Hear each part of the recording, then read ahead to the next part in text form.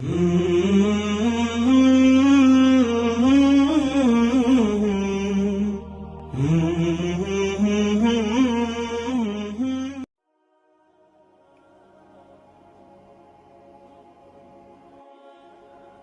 5 کس مهربان باش: پدر، مادر، برادر، خواهر و بندگان الله.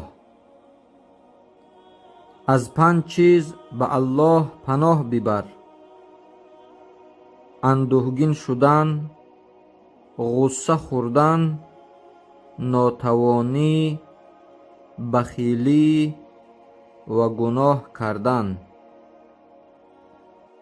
با 5 کس سخت مگیر: یتیم، بیچاره، فقیر، بیمار و شخصی که از تو قرضدار است. با 5 چیز خود را آراسته نما: دینداری و عمل کردن بر آن، صبر کردن در مصیبت ها، خاکساری و تواضع در برابر مؤمنان،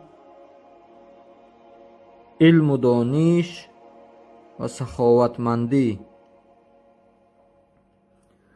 به 5 شخص نزدیک باش: دیندار، مخلص، با وفا، سخی و نیکوکار و راستگو.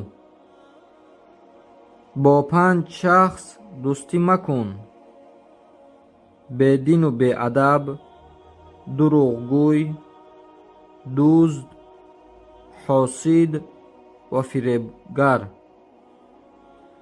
5 شخص را از خود محروم مساز: همسر، فرزندان، خویشان، همسایگان و شخصی که از تو چیز میپرسد.